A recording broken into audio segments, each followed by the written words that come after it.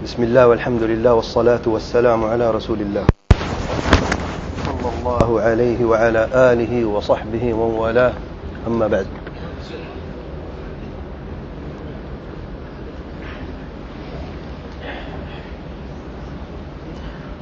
ارشاد باری تعالی ہے اعوذ باللہ من الشیطان الرجیم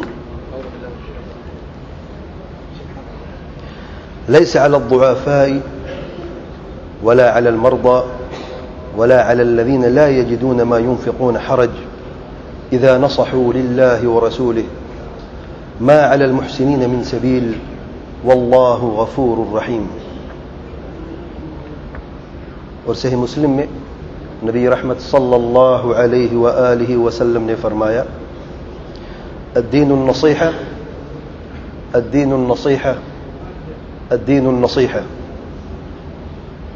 فقال الصحابة لمن يا رسول الله؟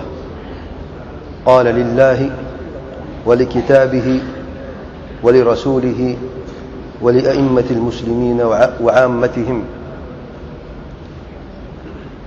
آج کے خطبے کا موضوع ہے نصیحت.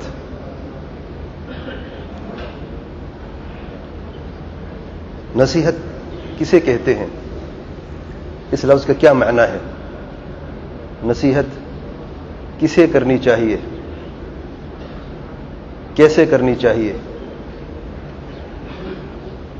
نصیحت کے متعلق جو اہم احکام اور مسائل ہیں آج کے خطبے میں ان کے متعلق بات کرتے ہیں. نصیحت کا معنی جو ہے، اس لفظ کا معنی جو ہے، علماء فرماتے ہیں عربی زبان میں اس کے مختلف معانی ہیں. دو اہم معنی ہیں اس لفظ کے نصیحت. پہلا معنی ہے اخلاص. نصیحت کا مطلب ہے اخلاص. یہ کہا جاتا ہے عربی زبان میں نصح الشیء، اگر آپ کسی چیز کو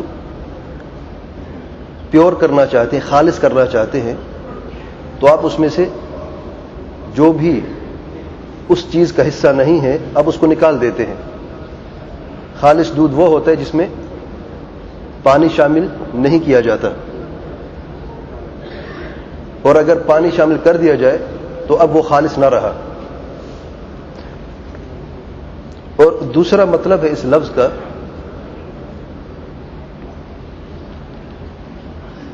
النصح، یعنی کسی چیز کو جوڑنا کسی چیز سے. جب کپڑا پھٹ جاتا ہے، جب اس کی سلائی ہو جاتی ہے تو عربی زبان میں کہا جاتا ہے کہ اس کو نصح کر دیا گیا، یعنی پھٹی ہوئی چیز کو جوڑ دیا گیا.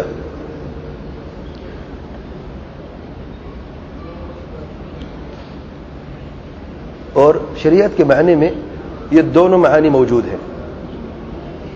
اخلاص کا معنی سب سے پہلے ہے، کیونکہ جو نصیحت کرنے والا ہے وہ صرف اللہ تعالیٰ ہی کے لیے نصیحت کرے، اپنے لیے نہیں، یا اس شخص کے لیے نہیں جسے وہ نصیحت کر رہا ہے، خالصتاً اللہ تعالیٰ کی رضا کے لیے، یہ جانتے ہوئے کہ جو الفاظ اس کے منہ سے نکل رہے ہیں قیامت کے دن یا تو اس کے نام اعمال میں ہوں گے، اس کے ساتھ دائیں ہاتھ میں اسے نام اعمال ملے گا، یا وہ یہ جان لے کہیں یہ الفاظ جو اس کے منہ سے نکل رہے ہیں وہ اس کے نام اعمال میں مصیبت تو نہیں بن جائیں گے جو اسے بائیں ہاتھ میں ملے گا. اور جب کسی شخص سے کوئی گناہ ہوتا ہے، نافرمانی ہوتی ہے، تو اس کی مثال ایسی ہے جیسے کہ اس نے دین میں کوئی زخم لگا دیا ہو.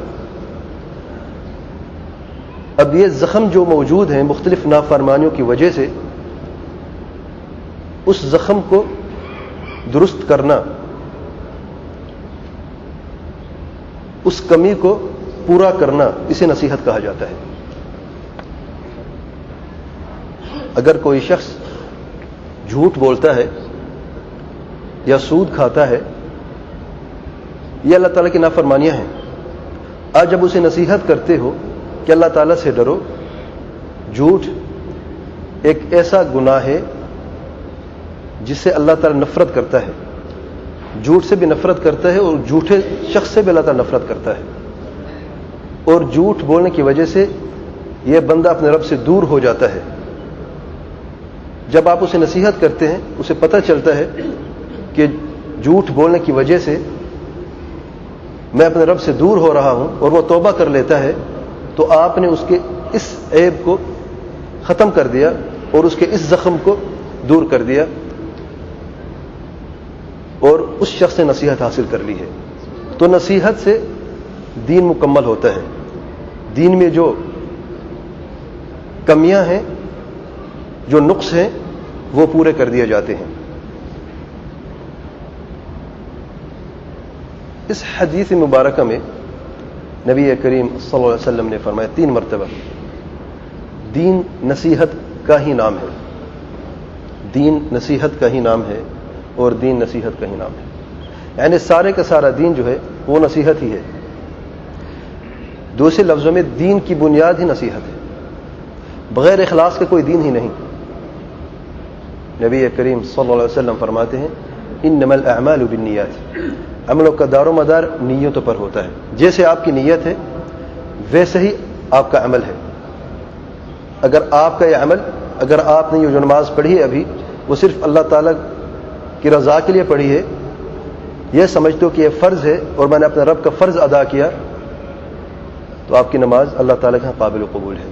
لیکن اگر اس لیے پڑھی ہے کہ کسی کو دکھانے کے لیے لوگ یہ کہیں کہ میں نمازی ہوں, تب آپ کی کوئی نماز نہیں, کیونکہ اخلاص ہی نہیں.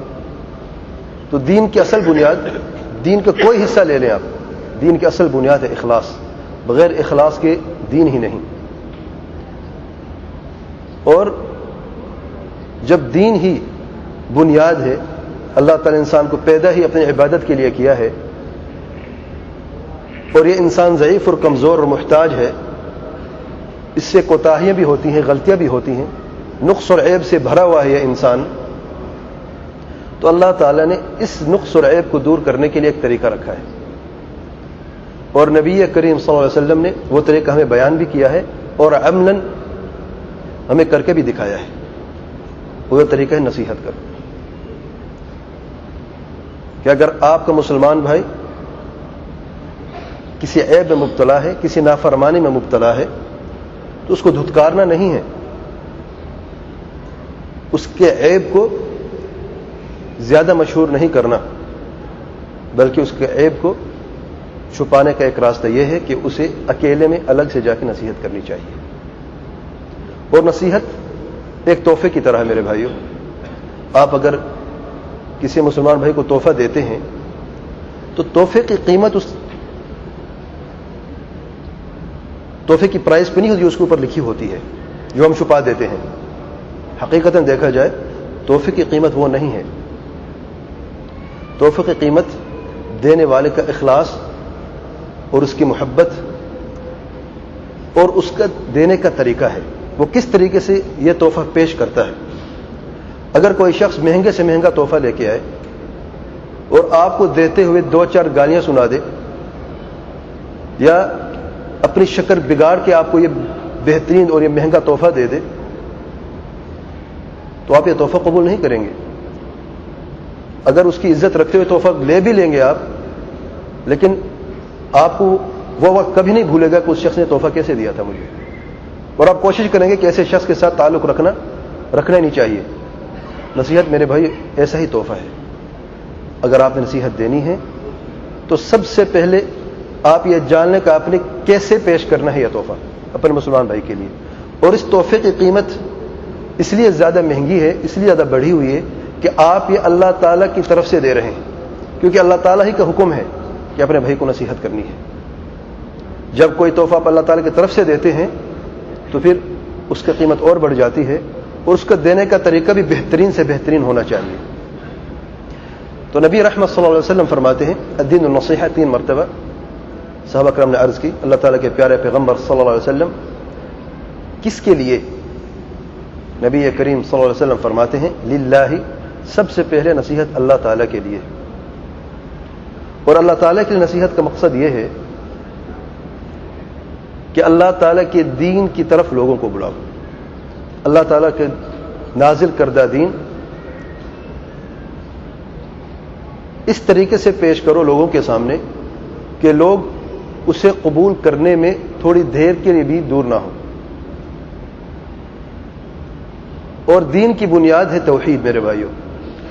تو اللہ تعالیٰ کے لیے نصیحت یعنی اللہ تعالیٰ کی توحید کا علم حاصل کرنا، پھر اس پر عمل کرنا، پھر اس کی طرف دعوت دینا اور اس پر صبر کرنا.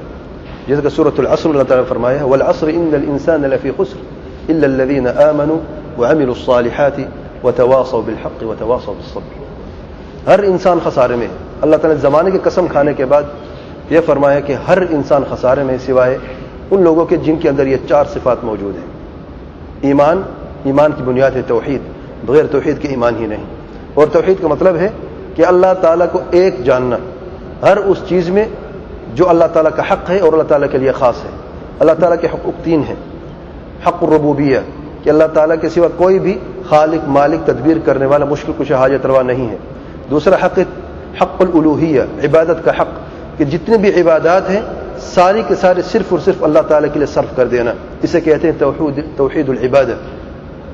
نماز روزہ حج زکوٰۃ عبادات ہیں، صرف اللہ تعالیٰ ہی کے لیے ہم ادا کرتے ہیں. اسی طریقے سے دعا ہے، پکار ہے، نذر و نیاز ہے، قربانی ہے، یہ بھی عبادات ہیں.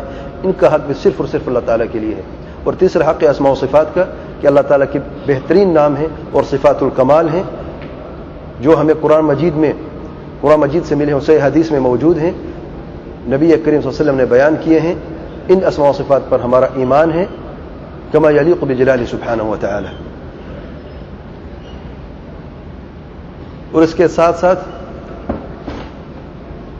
لوگوں کو اللہ تعالیٰ کے دین پہنچاتے ہوئے، دین کی دعوت دیتے ہوئے، امر بالمعروف والنہی عن المنکر کرتے ہوئے یہ اچھی طرح یاد رکھنا ہے کہ ان دونوں میں فرق نہیں ہے. معروف کسے کہتے ہیں؟ وہ چیز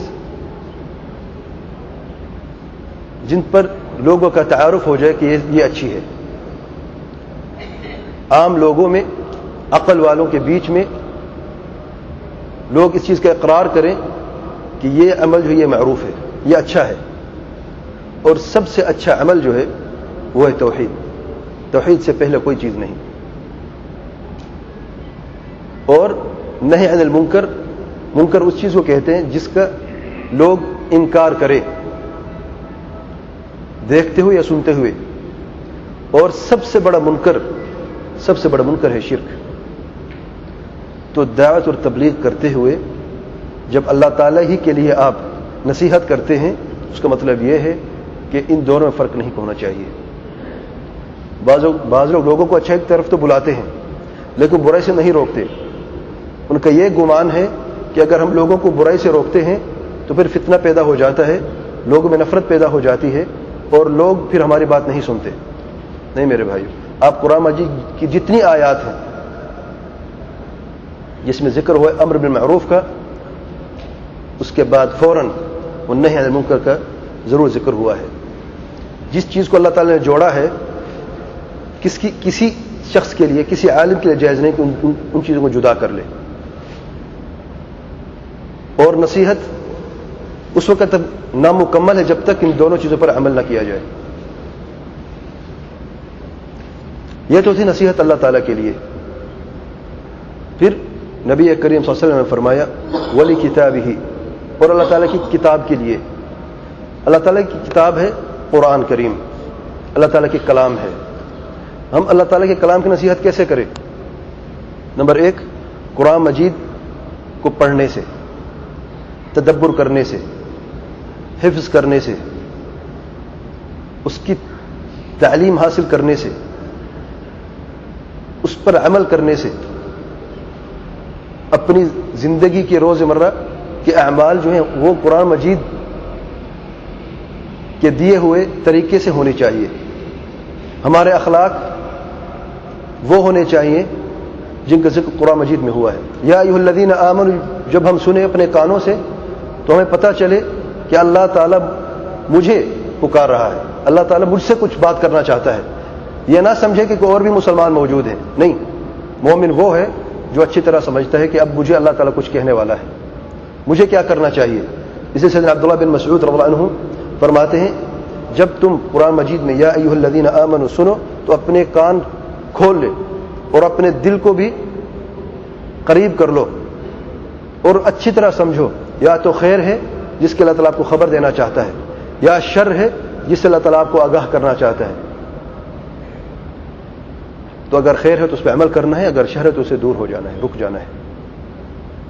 تو قرآن مجید یاد رکھیں، قرآن مجید کی نصیحت یہ ہے کہ آپ قرآن مجید کو سمجھیں۔ قرآن مجید کی تلاوت میں بھی بہت عظیم اجر و ثواب ہے۔ ایک حرف پڑھتے ہیں اللہ تعالیٰ ایک کے بدلے میں 10 نیکیاں عطا فرماتا ہے۔ الف لام میم ایک حرف نہیں ہے، الف ایک حرف ہے، لام دوسرا ہے اور میم تیسرا ہے، لیکن صرف تلاوت کرنے سے بغیر تدبر کے قرآن کی برکت نہیں ہے۔ اللہ تعالیٰ فرماتے ہیں کتاب انزلناہ الیک مبارک لیدبروا آیاتہ، ہم نے ایسی کتاب نازل فرمائی ہے آپ صلی اللہ علیہ وسلم پر جس کی برکت اس کے تدبر میں ہے۔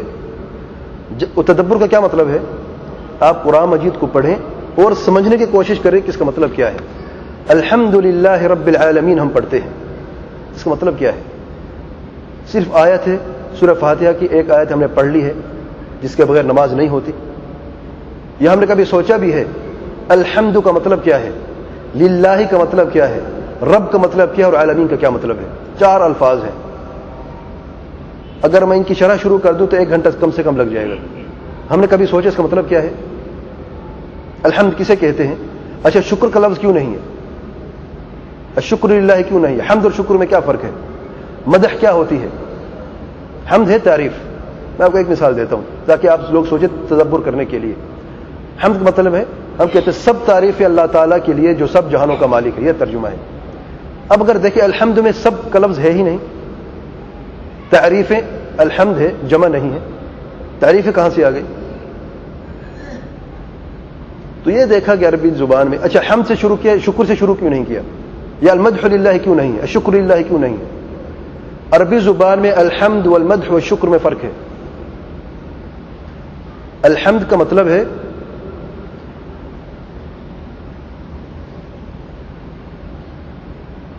کسی کی تعریف کرنا اس کی کمال کی وجہ سے، اس سے محبت کرتے ہوئے اور اس کی تعظیم کرتے ہوئے، یعنی جب تعریف کے ساتھ محبت اور تعظیم شامل ہو جاتی ہے اسے حمد کہا جاتا ہے۔ مدح کیا ہوتی ہے؟ مدح میں بھی تعریف ہے لیکن اس میں محبت اور تعظیم نہیں ہوتی۔ آپ اپنے باس کی مدح تو کر سکتے ہیں اس سے ڈرتے ہوئے، اس کی تعریف کریں گے آپ، لیکن محبت اور تعظیم کے ساتھ نہیں۔ آپ کسی بادشاہ کی تعریف کرتے ہیں لیکن وہ حمد نہیں ہوتی، وہ مدح ہوتی ہے، کیونکہ ضروری نہیں ہے کہ آپ اس سے محبت اور تعظیم کے ساتھ اس کی تعریف کریں۔ اور شکر میں بھی تعریف کے الفاظ ہیں لیکن احسان کے بدل میں شکر ہوتا ہے۔ اگر کوئی آپ پر احسان کرتا ہے تو آپ اس کو شکر ادا کرتے ہو، اور اگر کوئی شخص آپ پر احسان نہیں کرتا تو آپ اس تعریف نہیں کرتے ہو۔ تو شکر احسان کے بدلے میں ہوتا ہے، مدح بغیر محبت اور تعظیم کے ہوتا ہے، اور حمد وہ تعریف ہے جس میں محبت اور تعظیم شامل ہے۔ اور اللہ تعالیٰ واحد ذات ہے پورے کائنات میں جس کی حمد کی جاتی ہے، اس لیے کہ اللہ تعالیٰ حمد کا مستحق ہے، صفات الکمال کا مالک ہے۔ اللہ تعالیٰ کے احسانات اتنی ہیں کہ کوئی انسان گن نہیں سکتا، تو ایک ہی لفظ میں سب شامل ہو گئے ہیں۔ اور للہ صرف اللہ تعالیٰ کے لیے، میرے بھائی حمد عبادت ہے، اور صرف اللہ تعالیٰ کے لیے حمد کو صرف کر دینا اسے کہتے ہیں توحید العبادہ۔ رب توحید ربوبیہ ہے۔ رب اور عالم میں فرق ہے۔ رب العالمین کی مطلب کیا ہے؟ وحدت الوجود کا واضح رد ہے۔ جو لوگ کہتے خالق المخلوق ایک ہے، اسی ایک ہی آیت میں ان کا رد ہے۔ اگر خالق مخلوق ایک ہوتا تو اللہ تعالیٰ کیوں فرماتے رب العالمین؟ اس کا مطلب یہ ہے کہ رب ایک چیز ہے اور عالمین دوسری چیز ہے۔ رب خالق مالک مشکل کشا حاجت روا ہے، اور مخلوق جو ہے جو عالمین ہے وہ مخلوق ہے، محتاج ہیں، مشکل میں ہیں، وہ کبھی مشکل کشا حاجت روا نہیں ہو سکتے۔ یہ ایک آیت ہے الحمدللہ رب العالمین۔ اس کے بعد ہم نے کبھی سوچا ہے؟ اس لیے میرے بھائیو قرآن کے تدبر کرنے سے ہی آپ کے درجے بلند ہوں گے۔ اس لیے آپ صلی اللہ علیہ وسلم فرماتے ہیں کہ قرآن مجید اللہ کے کلام ہے۔ اس مبارک کلام کی وجہ سے یا تو بعض لوگ بعض لوگوں کے درجے بلند ہوتے ہیں اور بعض لوگوں کو زمین میں گرا دیا جاتا ہے. کیوں؟ جو لوگ قرآن مجید کو سمجھتے اور عمل کرنا شروع کر دیتے ہیں ان کے درجے بلند ہو جاتے ہیں دنیا میں بھی اور آخرت میں بھی.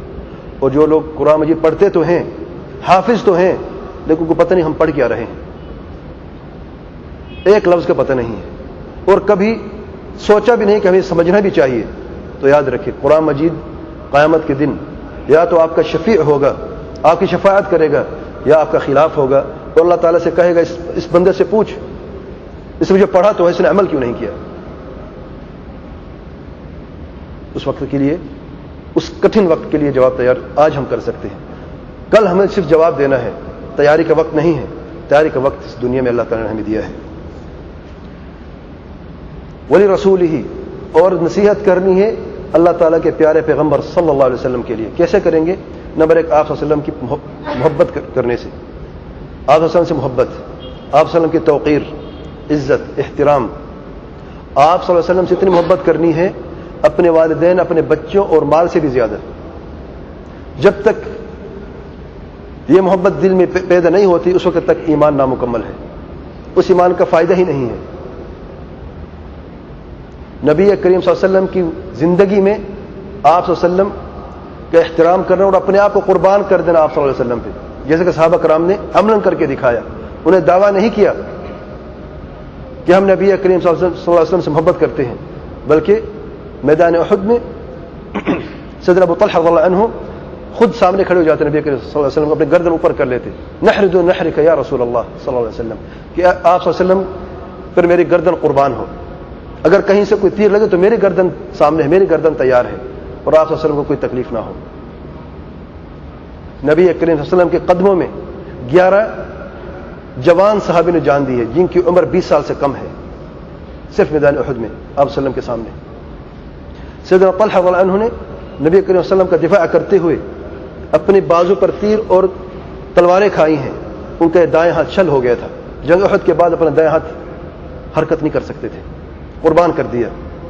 ہجرت کرتے ہوئے مہاجرین رضی اللہ عنہم نے اپنے گھر کو، اپنے مال کو، بیوی بچوں کو قربان کر دیا، چھوڑ دیا.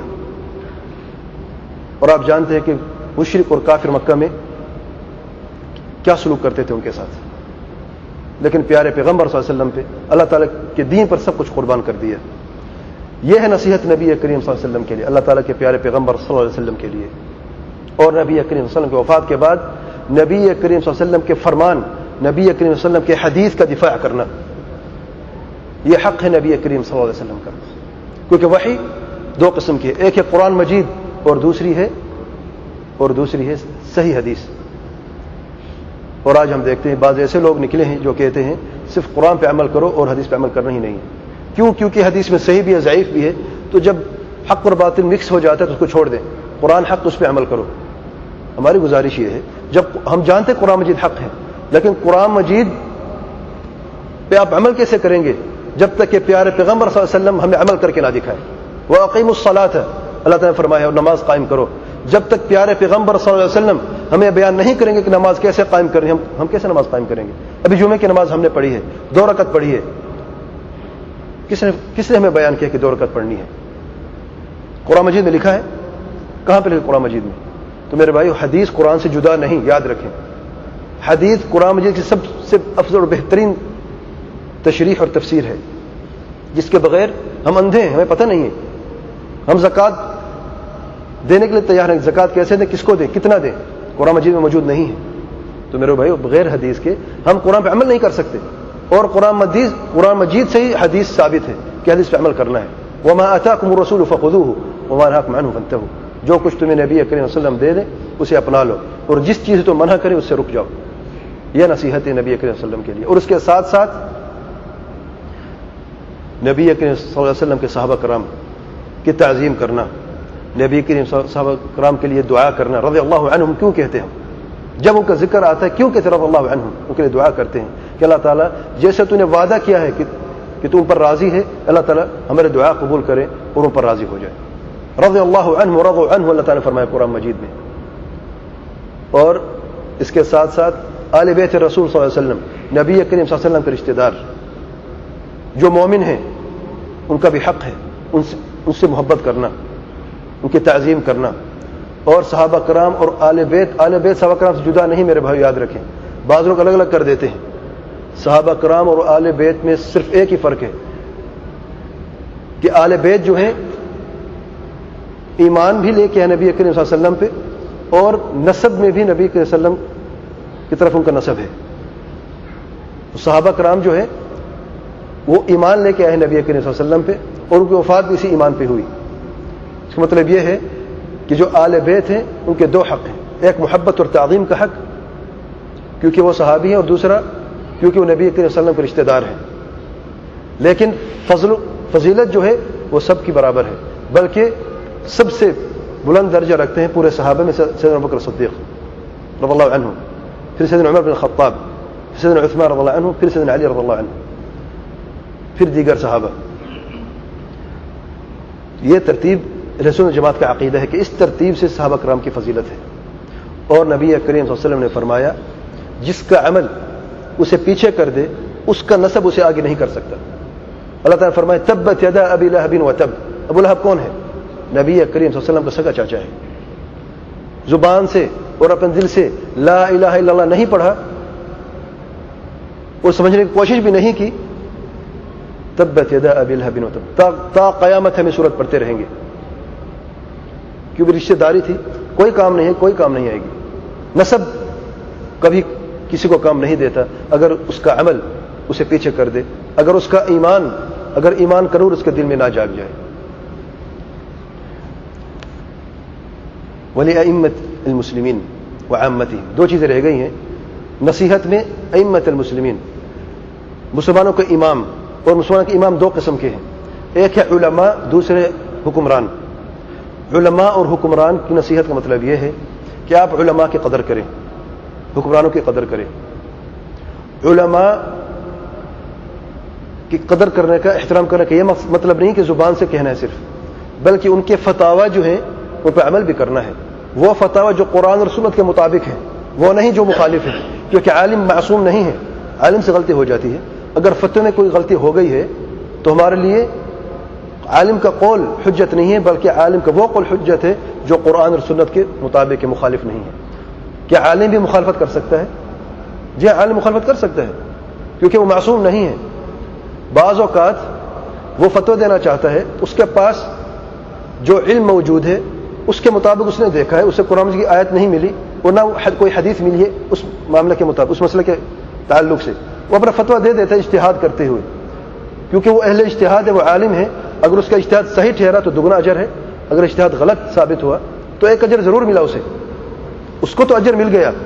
لیکن جو لوگ اس فتوے کو دیکھتے ہیں اور یہ جان لیتے ہیں کہ اس میں غلطی ہے، اس پہ عمل کرتے ہیں تو ان کو سخت گناہ ہے، کیونکہ وہ جان چکے ہیں کہ یہ غلط ہے. اس لیے دیکھیں امام ابو حنیفہ رحمۃ اللہ علیہ امام ہیں، عالم ہیں، فقیہ ہیں، امت کے بڑے اماموں میں ان کا شمار ہوتا ہے. کیا فرما کے گئے ہیں؟ فرماتے ہیں اذا صح الحدیث فهو مذهبی، اگر حدیث صحیح ثابت ہو جائے میرا مذہب وہی ہے، حدیث کو اپنا لینا اور میرے قول کو چھوڑ دینا. امام صاحب نے کیوں فرمایا؟ کیونکہ امام صاحب جانتے ہیں کہ فتوے میں ان سے غلطی ہو سکتی ہے، وہ معصوم نہیں ہے. اگر ان کا ہر قول حق ہوتا تو یہ فرمایا کیوں؟ وہ امت کو پیغام دے رہے ہیں کہ لوگوں سن لو، اگر میری بات کبھی غلط ثابت ہو جائے اور حدیث رسول صلی اللہ علیہ وسلم سے ٹکرا جائے تو میری بات کو چھوڑ دینا اور حدیث رسول صلی اللہ علیہ وسلم کو اپنا لینا. لیکن یہ دیکھا گیا بعض لوگ تعصب کی وجہ سے امام صاحب کے قول کو تو لے لیتے ہیں لیکن حدیث رسول صلی اللہ علیہ وسلم چھوڑ دیتے ہیں. میرے بھائی اپنے امام کی بات مان لو، اگر آپ واقعی اپنے امام سے محبت کرتے ہو تو ان کی اس قول کو اپنا لو. جو حدیث ثابت ہو گئی، حدیث آپ صلی اللہ علیہ وسلم کا فرمان وحی اللہ تعالیٰ کی طرف سے، وہ ہم کیسے چھوڑ سکتے ہیں؟ تو حدیث کو کبھی ہم چھوڑ نہیں سکتے کیونکہ اللہ تعالیٰ کی طرف سے پیغام اور وحی ہے، دین ہے. اور عالم کا قول جو ہے اس میں کبھی غلطی ہو سکتی ہے. نبی کریم صلی اللہ علیہ وسلم فرماتے ہیں اذا حکم الحاکم فاجتہد فاصاب فلہ اجران واذا حکم فاخطأ فلہ اجر. اگر حاکم مجتہد عالم کو اجتہاد کرے اور اس کا اجتہاد درست ثابت ہو جائے تو اس کو دگنا اجر ہے، اگر اس کا اجتہاد غلط ثابت ہو جائے تو اس کو ایک اجر ضرور ملے گا. اور حکمرانوں کی نصیحت کا مطلب یہ ہے کہ حکمران کی فرما برداری کرنی ہے، اچھے اوقات میں برے اوقات میں. اچھا حکمران ہو یا برا حکمران ہو، جب اللہ تعالیٰ آپ کے اوپر اسے مسلط کر دیا، اب آپ پر فرض ہے کہ آپ اس کی فرما برداری کرو. اور فرما برداری کی ایک شرط ہے، اللہ تعالیٰ کی معصیت کے علاوہ جب وہ نافرمانی کا حکم دے تب اس کی بات نہیں مانیں گے. اس کے علاوہ دنیاوی معاملات میں اس کی فرما برداری ہمارے اوپر واجب ہے. برا ہے، جی ہاں برا بھی اگر ہے. نبی کریم صلی اللہ علیہ وسلم فرماتے ہیں، صحیح حذیفہ کی معروف حدیث ہے صحیح مسلم میں، کہ لوگ خیر اور شر کے متعلق خیر کے متعلق سوال کرتے تھے اور میں شر کے متعلق سوال کرتا تھا، یہ ڈرتے ہوئے کہ میں شر میں گر نہ پڑوں. اور حدیث کے آخر میں فرماتے ہیں نبی کریم صلی اللہ علیہ وسلم نے فرمایا کہ تم حکمرانوں کی فرما برداری کرو، اگر ایسے حکمران بھی تم پر مسلط کر دیے جائیں جو ہوں تو شکل میں انسان لیکن ان کے دل شیطانوں کے ہوں. تو صحابہ رسول صلی اللہ علیہ وسلم نے پریشان ہو کر عرض کی، اللہ تعالیٰ پیارے پیغمبر صلی اللہ علیہ وسلم اگر ہم ایسے قرآن اپنی زندگی میں پائے تو ہم کیا کریں؟ نبی کریم صلی اللہ علیہ وسلم نے فرمایا اسمع واطع، فرما برداری کرو اگرچہ تمہیں کوڑے مارے جائیں اور تمہارا حق چھین لیں. میرے بھائی یہ دین ہے، اور جو حکم نبی کریم صلی اللہ علیہ وسلم سے ملا ہے وہ ہمارے سر آنکھوں پہ ہے. یہ ائمۃ المسلمین کے لیے نصیحت ہے، اور عامت المسلمین کے لیے حدیث کے آخری الفاظ، آپ کے مسلمان بھائی پر آپ کے حقوق ہیں. ان میں سے ایک حق یہ ہے کہ جب وہ تم سے نصیحت مانگے اسے نصیحت کرو. نبی کریم صلی اللہ علیہ وسلم فرماتے ہیں المستشار مؤتمن، جو تم سے مشورہ لیتا ہے اب اس نے تمہیں امانت کے کٹہرے میں کھڑا کر دیا ہے.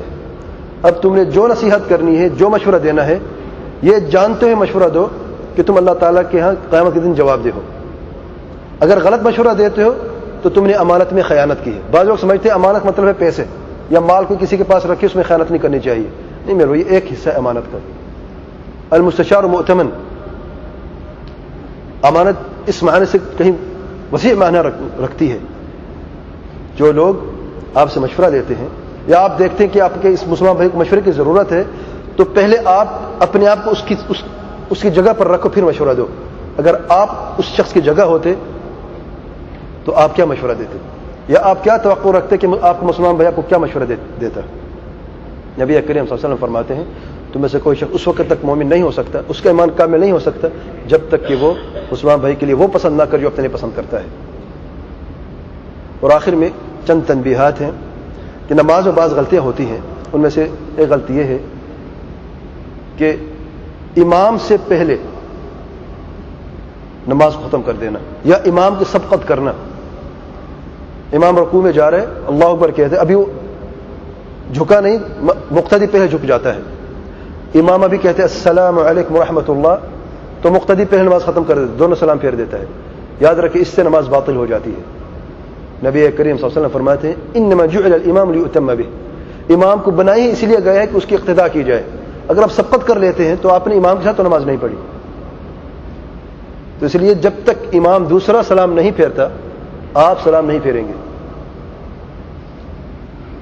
اور دوسری غلطی دیکھی جاتی ہے عام طور پہ فجر کی نماز کے وقت. بعض ساتھی دیر سے آتے ہیں اور امام جو ہے نماز شروع کر دیتا ہے، اقامت ہو چکی ہوتی ہے. بعض جو دیر سے آتے ہیں وہ 2 رکعت سنت پڑھتے ہیں فجر کی. یاد رکھیں کہ یہ 2 رکعت جو نے پڑھی ہے باطل ہے، اللہ تعالیٰ کے قابل قبول نہیں ہے. نبی کریم صلی اللہ علیہ وسلم فرماتے ہیں اذا اقیمت الصلاۃ فلا صلاۃ الا المکتوبہ، جب نماز قائم ہو جائے دوسری کوئی نماز نہیں سوائے فرض نماز کے. میرے بھائی واضح الفاظ ہیں، لیکن مشکل یہ بعض اوقات ہم جب نصیحت کرتے ہیں بعض بھائیوں کو کہتے ہیں کہ یہ غلط ہے تو وہ ناراض ہو جاتے ہیں. کہتے ہیں بھائی ہماری فقہ ہمیں یہ کہتی ہے. بھئی ہماری فقہ کیا ہے؟ وہ کون سی فقہ ہے جو پیارے پیغمبر صلی اللہ علیہ وسلم کے فرمان سے ٹکراتی ہے؟ آپ صلی اللہ علیہ وسلم کا فرمان واضح ہے. ایک مرتبہ نبی کریم صلی اللہ علیہ وسلم نے ایک شخص کو دیکھا، نماز پڑھ لی تو ایک صحابی نے فرمایا کہ یہ شخص جو ہے جب آپ نماز شروع کر چکے تھے تو انہوں نے نماز پڑھی ہے. تو اسے بلایا اور کہا کہ تمہاری فرض نماز کون سی ہے، پہلی والی یا بعد والی، جو ہمارے ساتھ پڑھی ہے یا تم نے خود پڑھی ہے؟ 2 نمازیں ایک وقت میں کیسے ہو سکتی ہیں؟ اگر آپ نے سنتیں پڑھنی ہے، آپ کو دیر ہو گئی ہے تو فرضوں کے بعد پڑھ لیں میرے بھائی. سورج طلوع ہونے کے بعد پڑھیں زیادہ بہتر ہے، یا اس سے پہلے بھی آپ پڑھ سکتے ہیں، کوئی حرج نہیں. دونوں طریقے نبی کریم صلی اللہ علیہ وسلم سے ثابت ہیں. سبحان ربک رب العزة عما یصفون وسلام على المرسلين الحمد لله رب العالمين وصلى الله وسلم وبارك على نبينا محمد وعلى آله وصحبه أجمعين.